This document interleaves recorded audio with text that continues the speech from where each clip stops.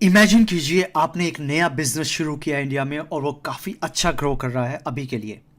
And उसके साथ साथ आपने डिसाइड किया था कि जो भी इंफ्रास्ट्रक्चर होगा आपका वो आप एजो प्लेटफॉर्म पे डिप्लॉय करेंगे। और ये एक्चुअली ग्रेट आइडिया भी है बिकॉज यहाँ पर आप मनी भी सेव कर रहे हैं और आप ओपेक्स मॉडल फॉलो कर रहे हैं। Hello guys, my name is Harsh Angra and इस वीडियो के अंदर हम जानेंगे कि एजो रीजन्स और एजो जोग्राफिक्स में क्या डिफरेंसेस हैं और ये कैसे हेल्प करते हैं जब हम अपना इंफ्रास्ट्रक्चर डिप्लॉय करते हैं। या it's more over a theoretical concept and लेकिन जब भी हम कोई इंफ्रास्ट्रक्चर को डिप्लॉय करना चाहते हैं हमें कुछ फैक्टर्स हमारे माइंड में रखने चाहिए। Let's try to take an example here. और मैं एक एग्जाम्पल देने से आपको समझाने की कोशिश करूंगा कि कैसे हम एजोर रीजन्स को समझ सकते हैं। इमेजिन कीजिए कि यहाँ पर आपने एक वेबसाइट डिप्लॉय की है और आपका बिजनेस चल रहा था और आप बिकॉज पहले टारगेट कर रहे थे इंडियन कम्युनिटी को विद इन इंडिया रीजन। तो आपने डिसाइड किया कि क्यों ना मैं एक वेबसाइट अपनी इंडिया रीजन में बनाऊं।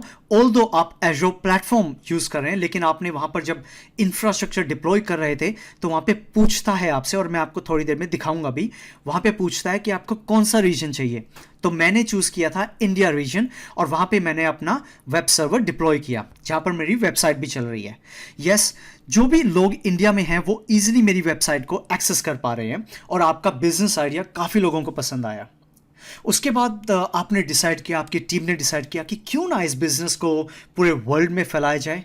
और आपने अपनी वेबसाइट की इंफॉर्मेशन शेयर करनी शुरू कर दी सबके साथ बिकॉज आप सोच रहे थे यार मेरा तो ऑलरेडी एजो प्लेटफॉर्म पे मेरी वेबसाइट डिप्लॉयड है और ये क्लाउड प्लेटफॉर्म है, दैट मीन्स मैं कहीं से भी एक्सेस कर सकता हूँ, तो ये प्रॉब्लम नहीं होनी चाहिए। The answer of your question is yes, her person from the world वो एक्सेस कर पाएगा विदाउट एनी प्रॉब्लम। लेकिन उसके साथ साथ कुछ डिफ़िकल्टीज भी आती हैं, उनके बारे में मैं आपको एक एग्जांपल भी देता हूं यहाँ पे। तो बेसिकली हुआ क्या कि यहाँ पर एक यूज़र है हमारा जो यूएस में है। तो मैं उसको पहले बना देता हूँ handsome guy with one eye as usual. So ये पर्सन के पास रिक्वेस्ट पहुंची और इसने डिसाइड किया कि यार इस बिज़नेस के बारे में जानना बहुत ज़रूरी है बिकॉज ये काफ़ी पॉपुलर है इंडिया में और थोड़ा सा इन्फॉर्मेशन ले ली जाएगी तो it will be very good for him to start contacted you guys for the business. So इसने एक रिक्वेस्ट सेंड की to access your website, for example www.xyz.com। तो ये वेबसाइट की रिक्वेस्ट ट्रैवल हुई पूरे वर्ल्ड में from one corner to another end finally वो इंडिया रीजन में जो भी आपने वेब सर्वर डिप्लॉय किया था या वेबसाइट डिप्लॉय की थी उसके पास वो रिक्वेस्ट पहुंची। और इस रिक्वेस्ट को आपके वेब सर्वर ने एनालाइज किया और जो भी उसने रिक्वेस्ट को मांगा था, for example access this resource या मुझे इसके बारे में जानना है, तो उस रिक्वेस्ट को एनालाइज करके वेब सर्वर ने रिस्पॉन्ड किया via same way travel all across from the world to US. तो रिक्वेस्ट पहुंची लेकिन इस यूज़र को उसको रिक्वेस्ट को एक्सेस करने में थोड़ा सा टाइम लगा। ये एक स्वाभाविक एक एक्सपेक्टेड बिहेवियर है बिकॉज आपका जो रिसोर्स डिप्लॉयड हुआ है वो इंडिया में हुआ है ना कि यूएस में। तो जो भी आपकी रिक्वेस्ट होगी वो हर बार ट्रेवल करेगी यूएस से all across the world to India और उसके बाद इंडिया से यूएस। तो ये हमारा जो एक प्रॉब्लम यहाँ पे मैट हुई वो है हाई लेटेंसी, क्योंकि जहां पर भी हाई लेटेंसी का कॉन्सेप्ट आ जाता है वहां पर हमारा डिले एक्सपेक्ट किया जा सकता है। इट मीन्स कि जब भी आप वेबसाइट को एक्सेस करने की कोशिश करें वो धीरे धीरे बिल्कुल एक एक पॉइंट लोड हो रहा है। आपने कभी कभी ऐसा एक्सपीरियंस भी किया होगा कि आप एक वेबसाइट को लोड करना चाह रहे हैं और वो धीरे धीरे लोड हो रही है। वो एक्चुअली क्या होता है, उसका जो वेब सर्वर वो आपकी कंट्री के नियर बाय लोकेशन में नहीं होता, उसका डिस्टेंस काफ़ी होता है और वो दूसरे रीजन में डिप्लॉय होता है उसका वेब सर्वर, जिसकी वजह से आपको ऐसे एक्सपीरियंसेस होते हैं। तो गाइज इन्हीं चीज़ों को, इन्हीं चैलेंजेस को समझने के लिए आज हम बात करेंगे एजो रीजन्स और ज्योग्राफिक्स, जहाँ पर हमारे रूल एंड रेगुलेशंस आते हैं कंट्री वाइज बेस्ड। अभी आप सुन रहे होंगे टिकटॉक के बारे में और वहाँ पर आप थोड़ा समझ पा रहे होंगे कि जो टिकटॉक के सर्वर हैं या तो वो सिंगापुर में है या फिर वो चाइना में है या फिर वो डिफरेंट कंट्रीज़ में भी हो सकते हैं। तो बेसिकली हर एक कंट्री के अपने रेगुलेशन, और इंडिया ने भी कहा है टिकटॉक ऑर्गेनाइजेशन को कि यार ये कुछ रेगुलेशंस हैं, we have to follow it strictly. Same in China, अगर कोई वेबसाइट डिप्लॉय होती है चाइना में या फिर कोई बिजनेस शुरू किया जाता है, they also have created some rule and regulations और उनको स्ट्रिक्टली फॉलो करना पड़ता है and that exactly comes in to geographics. So guys, let's talk about it more and इसके बारे में ज़्यादा से ज़्यादा जानने की ज़रूरत है हमें और जानने की कोशिश करते हैं। So guys let's begin. In cloud computing Azure regions को अगर हमें समझना है तो मैं उसको समझाने के लिए एक लाइन में उसे एक्सप्लेन करने की कोशिश करूंगा। Actually Azure region is nothing but जो बंच ऑफ आपके डेटा सेंटर्स हैं वो डायरेक्टली कनेक्टेड होते हैं हमारे एक डेडिकेटेड लो लेटेंसी नेटवर्क से, जो एक आईएसपी प्रोवाइड कराता है with in same geographical area of the country. I think थोड़ा लंबा हो गया बट उसको समझाने की कोशिश करूंगा मैं एक एग्जांपल से, और मैं श्योर हूँ आपको आइडिया भी लग जाएगा।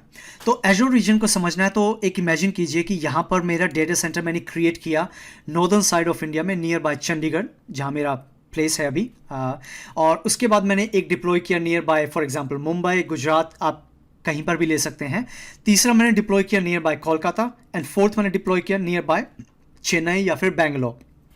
सो ये 4 डेटा सेंटर्स मैंने अभी डिप्लॉय किए हैं, और ये डायरेक्टली मैंने कांटेक्ट किया वहाँ के आईएसपी से इंडिया के, और उन्होंने इन चारों डेटा सेंटर्स को कनेक्ट कर दिया है एक लो लेटेंसी नेटवर्क से हाई इंटरनेट, या कह सकते हैं कि हायर बैंडविड्थ जो आपका अवेलेबल होता है network with in same India region, वहाँ उन्होंने यूज़ किया और उससे काफ़ी पावरफुल कनेक्शन हमें मिला। और जो भी इस डेटा सेंटर को एक्सेस करेगा विद इन इंडिया रीजन उसको हाईएस्ट परफॉर्मेंस वहाँ पर मिलेगी। और उसके साथ साथ डेफिनेटली ये कुछ डायरेक्ट लिंक ऐसे भी नहीं होते, वहाँ पर रिडंडेंट लिंक भी होते हैं कि अगर एक लिंक किसी रीज़न से फॉर एग्जांपल ये वाला लिंक हमारा ख़राब हो गया या कुछ डिले आ रहा है, सो हमारा जो ट्रैवल है वो मतलब हमारा एक डिफरेंट नेटवर्क के थ्रू किसी तरह भी वो हमारे डेडिकेटेड डेटा सेंटर पे हमारी रिक्वेस्ट पहुंच जाएगी, and by following a low latency network. अगर कहीं पर आपके पास डिले मिल रहा है तो वो दूसरा रूट चूज़ कर लेगी जहाँ पर आपकी लो लेटेंसी मिलेगी और आपको बेस्ट परफॉर्मेंस वहाँ से मिल जाएगी। बट फिर भी हमारे माइंड में एक क्वेश्चन आता है अगर हम एजोर के बारे में बात करें कि यार अगर मैं एक रिसोर्स डिप्लॉय करना चाहता हूँ यूएस में, क्या मैं कर पाऊंगा? Yes of course definitely you can create, लेकिन यहाँ पर कुछ चैलेंजेस होंगे जो मैं अभी आपको इंट्रो में समझा चुका हूँ। और उसको थोड़ा सा और बेटर समझाने के लिए, अगर मैंने एक वर्चुअल मशीन यूएस में क्रिएट की है तो जब भी आप उसे इंडिया में बैठ कर एक्सेस करने की कोशिश करेंगे तो ऐसा नहीं कि आप उसे एक्सेस नहीं कर पाएंगे, लेकिन वहाँ पर आपको डिले मिलेगा उस रिसोर्स को एक्सेस करने के लिए। फॉर एग्जाम्पल आप अपना माउस को मूव कर रहे हैं तो वहाँ पर आपको कुछ डिले दिखेगा माउस को मूव करने में। अगर आप कुछ पावर शेल की स्क्रिप्ट या फिर किसी तरह कुछ नोटपैड या वर्ड में लिख रहे हैं तो आपको लगेगा कि मैं ऑलरेडी लिख के फिनिश कर चुका हूँ, और वहाँ पर धीरे धीरे वो चीज़ पहुँच रही है, तो मतलब वो एक लेटेंसी वहाँ पर आ जाएगी और उसकी वजह से आपको डिले भी मिलेगा, क्योंकि आपका जो रीजन है, आपका जो आपने जो अपना रिसोर्स डिप्लॉय किया है एक पर्टिकुलर रीजन में वो काफ़ी दूर है, और definitely from one ISP to another ISP आप एक्सपेक्ट कर सकते हैं ऐसा डिले।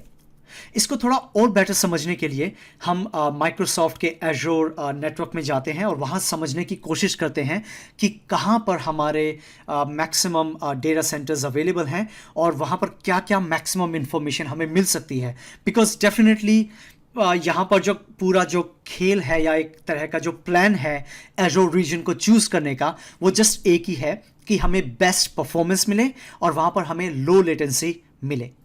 सो जैसा कि मैंने बताया कि जब भी हम एजोर रीजन्स के बारे में बात करेंगे हमें लो लेटेंसी चाहिए और हमें हाई परफॉर्मेंस चाहिए हमारे रिसोर्सेज को एक्सेस करते वक्त। सो उसे समझाने के लिए एज एन एग्जांपल मैं यहाँ पर एक सिनेरियो लेकर आ रहा हूँ और वहाँ पर मैं आपको समझाने की कोशिश करूँगा कि किस टाइप का एक्सपीरियंस आपको मिल सकता है कि अगर आपका रिसोर्स किसी दूसरी लोकेशन में अवेलेबल हो या दूसरे रीजन में अवेलेबल हो।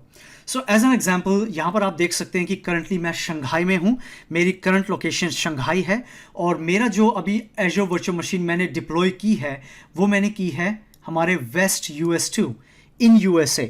सो वही सेम सिनेरियो जो मैं अभी आपको पिछले थ्योरेटिकल कॉन्सेप्ट में समझाने की कोशिश कर रहा था, तो वहाँ पर मैंने एक मशीन डिप्लॉय की है जो कि बहुत दूर है, और किस टाइप का एक्सपीरियंस आपको देखने को मिल सकता है वो मैं आपको बताना चाहूँगा। सो बेसिकली अब मैं क्या करता हूँ, यहाँ पर उसको एक्सेस करने के लिए मेरे रिसोर्स को मैं RDP फाइल को डाउनलोड करूँगा और उस RDP फाइल को डाउनलोड करके उसे एक्सेस करने की कोशिश करूँगा। तो आप पूरा एक्सपीरियंस देखिएगा कि आपको कैसे स्लोनेस आपको देखने को मिलेगी बिकॉज ऑफ हाई लेटेंसी, और वहाँ पर आपको किस तरह के स्लो परफॉर्मेंस का सामना करना पड़ सकता है या आपको कैसे एक्सपीरियंसेस हो सकते हैं। सो मैं अभी पूरी प्रोसेस आपको दिखाऊंगा और बोलूँगा नहीं, आप कहेंगे thanks to God Harsh finally आप चुप हुए। सो अब देखिए कि मैं क्या यहाँ पे प्रोसेस कर रहा हूँ और आपको कैसा एक्सपीरियंस देखने को मिलेगा।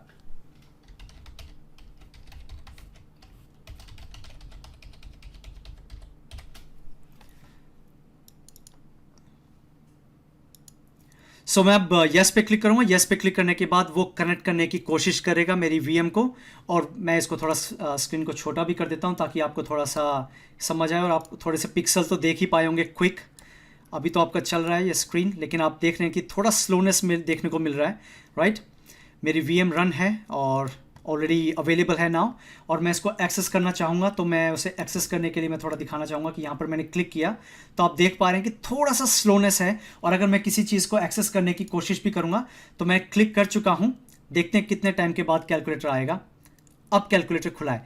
तो ये जो लेटेंसी की जो आप एक्सपीरियंस फील कर रहे हैं यहाँ पे, और आपको देखने को मिल रहा है कि अगर मैं कोई भी रिसोर्स, इनफैक्ट मैं ब्राउज़र को क्लिक किया, ब्राउज़र कितनी देर में लोड होगा, वेबसाइट कितनी देर में लोड होगी, आप उस एक्सपीरियंस को देखिएगा। अपलोड हुआ, इसको क्लोज करके अगर मैं, या आप थोड़ा लैग देख पा रहे हैं, ये इसी लैग के बारे में मैं आपसे बात कर रहा था। सो मैं वेबसाइट को एक्सेस करूँगा। Yes, it's little bit faster, लेकिन जो एक्सपीरियंस आपको देखने को मिला, ये इससे भी बुरा एक्सपीरियंस आपको देखने को मिल सकता है। Wow, fire crackers, good. Okay, so बताने का मतलब यहाँ पर ये है कि जब भी आप अपना रिसोर्स डिप्लॉय करें, प्लीज़ मेक श्योर आपका रिसोर्स आपके नियर बाय लोकेशन या नियर बाय डेटा सेंटर में एजोर के होना चाहिए, ताकि आपको बेस्ट एक्सपीरियंस मिल पाए। Now answer to the question कि जो आपने वेबसाइट क्रिएट की थी इंडिया में, क्या वो सही जगह है? गाइज, मैं स्टिल रिक्वेस्ट करूंगा कि आप एक वेबसाइट यूएस रीजन में भी डिप्लॉय कर दीजिए और उसे रीडायरेक्ट कर दीजिए कि अगर कोई यूएस से रिक्वेस्ट आती है, वो सारे डीएनएस की रिक्वेस्ट आपके यूएस वाली वेबसाइट में जाए, जहां पर सेम ही कंटेंट है, लेकिन उनका जो एक्सपीरियंस है वो काफ़ी अच्छा होगा। आपके परफॉर्मेंस जो उनको डेटा को एक्सेस करने की रहेगी वो काफ़ी ग्रेट रहेगी, और डेफिनेटली ये डायरेक्टली इम्पैक्ट डालता है आपके बिजनेस के ऊपर। अब थोड़ा सा और जान लेते हैं कि कहाँ कहाँ पे हमारे एजोर डेटा सेंटर्स अवेलेबल हैं और उनमें कौन कौन सी इन्फॉर्मेशन है जो हमें याद रखनी है या ज़रूरी है, और कौन सी इन्फॉर्मेशन को हम मतलब यूज़ कर सकते हैं हमारे इंफ्रास्ट्रक्चर को डिप्लॉय करने के लिए, जो कि आपके लिए काफ़ी हेल्पफुल रहेगी। सो फाइनली हम माइक्रोसॉफ्ट की वेबसाइट पे है, जहाँ पर उन्होंने मेंशन किया हुआ है एजोर रीजन्स के बारे में। एक्चुअली एजोर रीजन्स की जो टोटल लिमिट है करंटली माइक्रोसॉफ्ट के पास, वो है 60+, और ये सारे के सारे रीजन्स हमारे 140 कंट्रीज़ में डिप्लॉय किए गए हैं।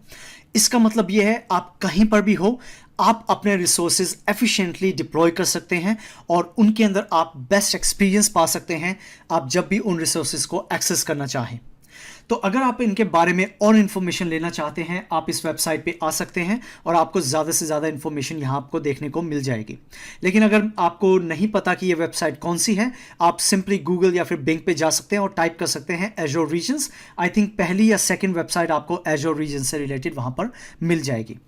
अब इनके बारे में थोड़ा सा और जान लेते हैं कि इनमें क्या इंपॉर्टेंट है और क्यों हम इनके बारे में बात कर रहे हैं। सो अगर मैं इस पर्टिकुलर पेज पे आऊँ जो बहुत इंपॉर्टेंट है, और यहाँ आपको देखने को मिल रहा है 3 डिफरेंट इंपॉर्टेंट डॉट्स कह लीजिए या फिर इंपॉर्टेंट इंफॉर्मेशन कह लीजिए, जो भी आपको ब्लू कलर में जो आपको दिख रहा है सर्कल में, वो सारे के सारे वहाँ एजोर रीजन मैटर करते हैं, जहाँ पर कोई भी नॉर्मल, जैसे कि हम ऑर्गेनाइजेशन में है या फिर हमारी कोई एक इंडिविजुअल ऑर्गेनाइजेशन है या फिर मैं किसी कंपनी में काम कर रहा हूँ, और अगर उनको कुछ रिसोर्सेज डिप्लॉय करने हैं, तो जो एजोर रीजन वो चूज़ करेंगे, इन ब्लू कलर्ड जो सर्कल हैं उनमें किसी भी रीजन में वो चूज़ कर सकते हैं और वहाँ पर अपने आप डिप्लॉय कर सकते हैं अपने रिसोर्सेज। अगर आप इनके बारे में थोड़ा और जानना चाहें कि कहाँ पर ये इन्फॉर्मेशन देखने को मिलती है एजोर रीजन के लिए, मैं आपको दोबारा लेकर जाना चाहूँगा एजोर वीएम क्रिएशन की तरफ, जो हमने पिछली वीडियोज़ में किया था।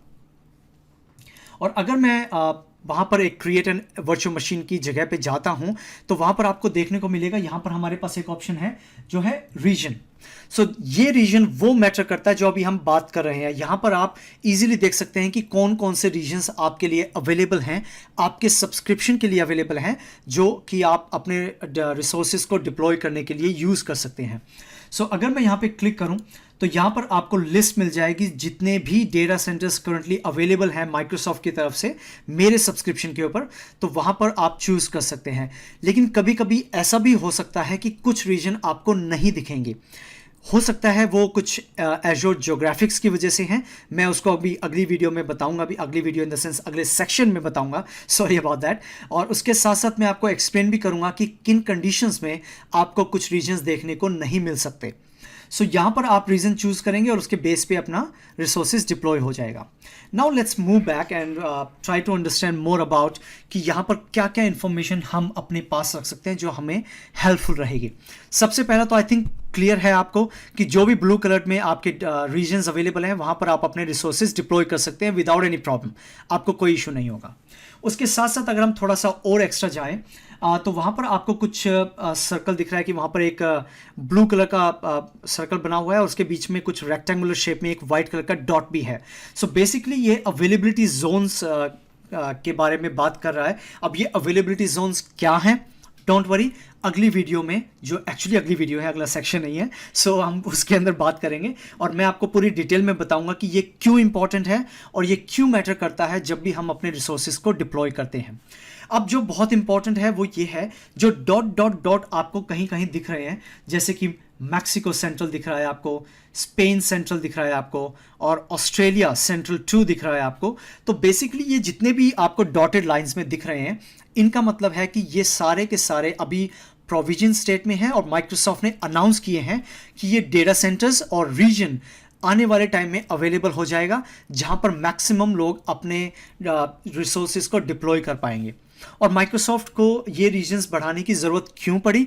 बिकॉज इन रीजन्स के अंदर उनको ज़्यादा रिक्वायरमेंट है और वहाँ पे कभी कभी कैपेसिटी इशू भी आ सकता है। फॉर एग्जाम्पल, उन्होंने एक डेटा सेंटर बनाया फॉर एग्जांपल ऑस्ट्रेलिया में, और उनको लगा कि काफ़ी सारे लोग ऑस्ट्रेलिया में एजोर प्लेटफॉर्म पे आ रहे हैं और वो बहुत सारी वर्चुअल मशीन और अपना पूरा का पूरा बिजनेस रन कर रहे हैं। तो डेफिनेटली जो भी डेटा सेंटर में रिसोर्सेज उन्होंने डिप्लॉय किए थे, like CPUs, like memory, RAMs, वो धीरे धीरे फिनिश हो रही है। वो आउट ऑफ कैपेसिटी ना हो जाए तो पहले से ही प्लान करके वो नया डेटा सेंटर डिप्लॉय कर रहे हैं या फिर नए रीजन्स को इंट्रोड्यूस कर रहे हैं ताकि ऐसे कैपेसिटी इशू उन जगह पे ना आए।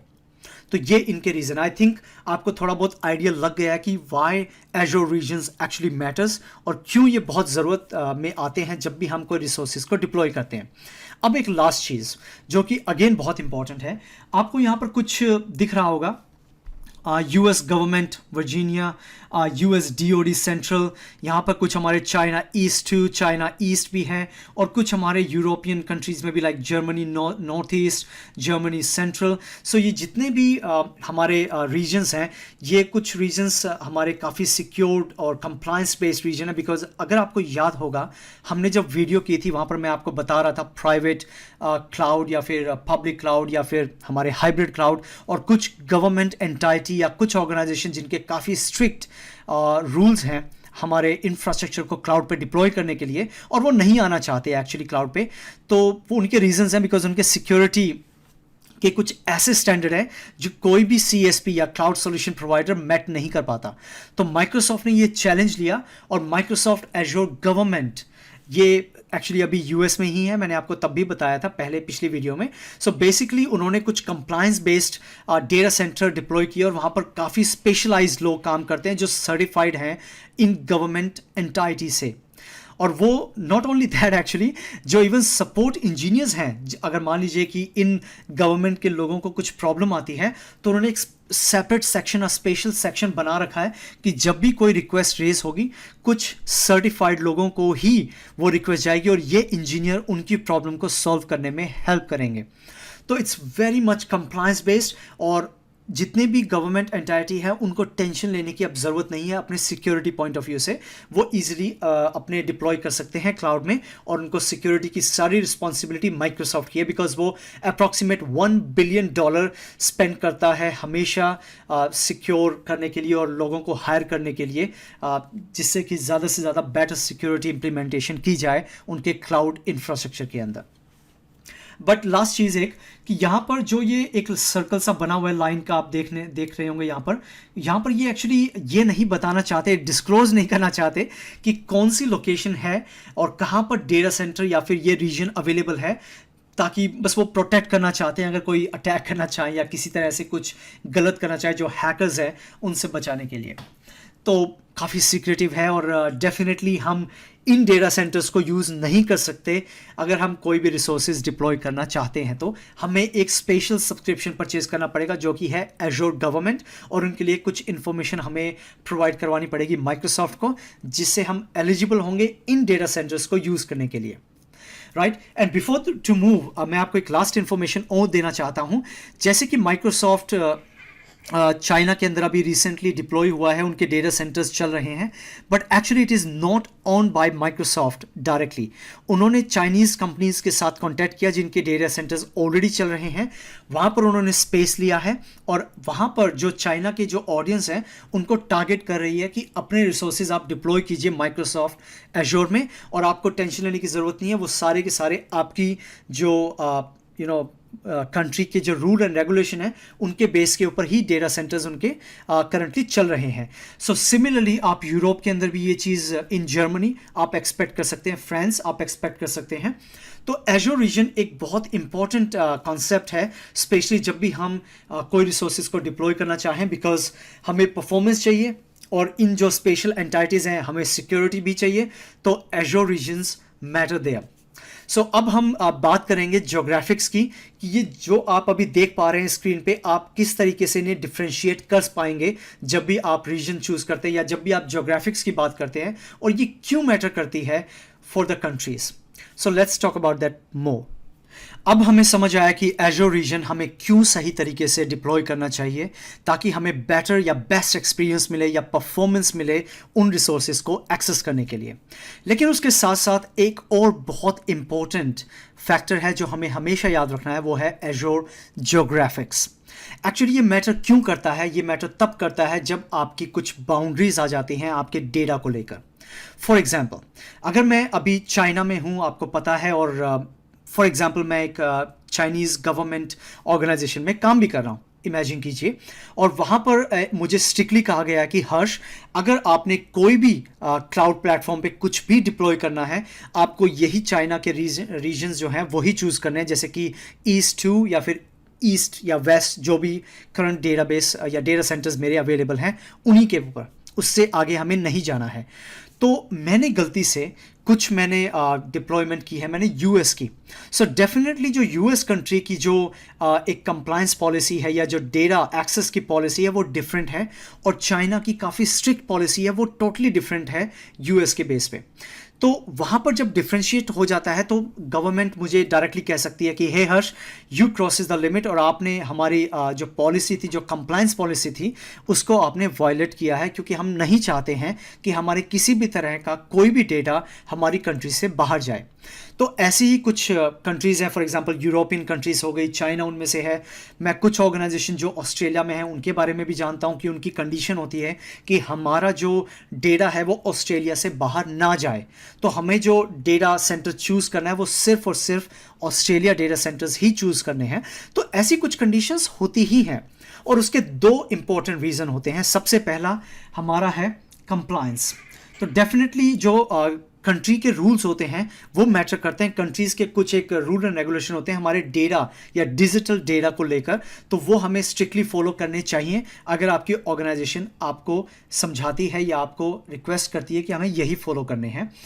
और उसके साथ साथ दूसरी इंपॉर्टेंट जो एक एडवांटेज मिल जाता है हमारा ज्योग्राफिक्स के अंदर, कि अगर आपका एक सर्टेन माइंडसेट है कि मुझे चाइना में ही मुझे अपना डेटा रखना है, तो आपकी जो डेटा की रेजिडेंसी होगी वो एक्चुअली सिर्फ डेटा सेंटर्स जो हमारे चाइना में वहीं होगी, उसका किसी भी तरह से कोई भी डेटा किसी दूसरी कंट्री में नहीं जाएगा।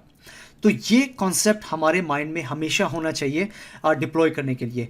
तो इसीलिए माइक्रोसॉफ्ट ने ये ज्योग्राफिक्स को डिवाइड किया हुआ है।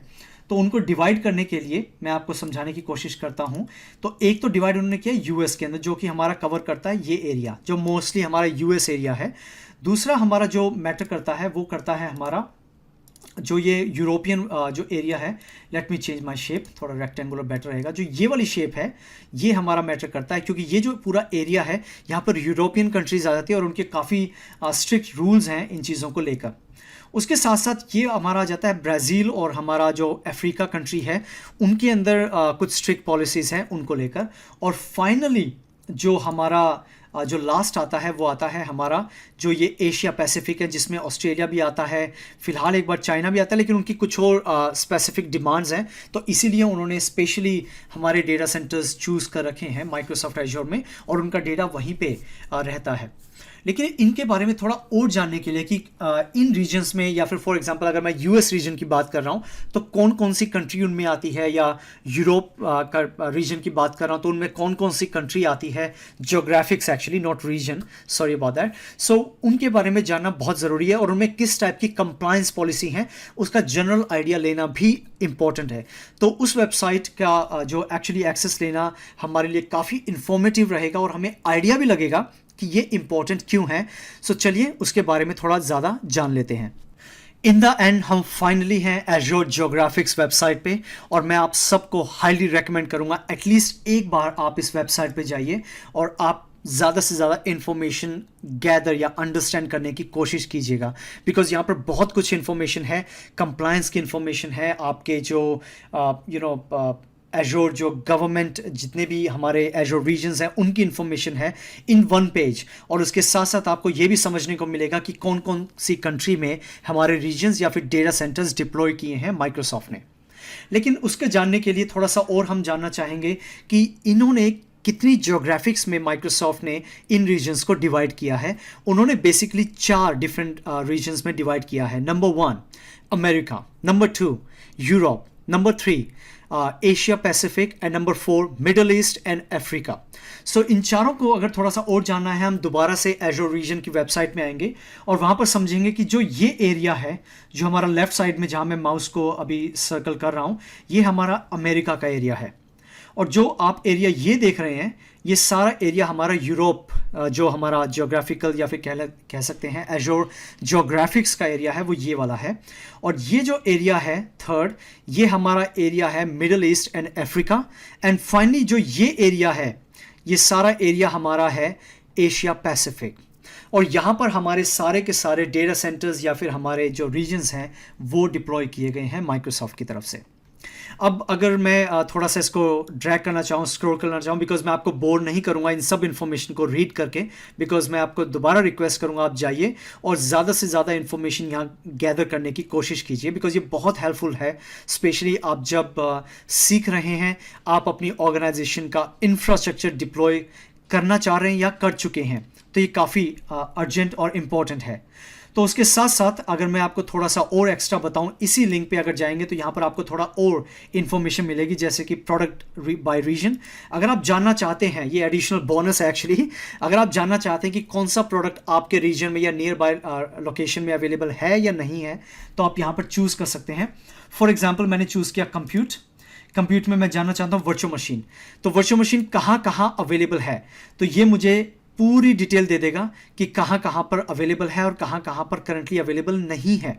तो ये एक काफ़ी अच्छी इन्फॉर्मेशन हो सकती है अगर आप कोई चीज़ पहले डिप्लॉय करना चाहें और आपको पहले आइडिया लगा लेना है कि कौन कौन से हमारा डेटाबेस या फिर किस तरह की वर्चुअल मशीन हम क्रिएट कर सकते हैं। फॉर एग्जांपल मैं थोड़ा सा और डिफरेंट जाता हूँ, मैं जाता हूँ इंटरनेट ऑफ थिंग का, तो एज़्योर IoT हब के बारे में जानने की कोशिश करता हूँ।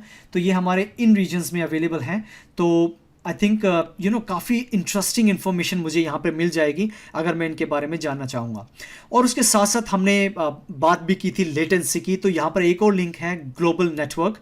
जैसे हम इस पर क्लिक करते हैं तो यहाँ पर आपको देखने को मिलेगा कि कैसे माइक्रोसॉफ्ट ने अपना नेटवर्क कनेक्ट कर रखा है इन सारे डिफरेंट रीजन्स हैं या जोग्राफिकल एरियाज़ हैं या जोग्राफिक्स हैं उनके अंदर।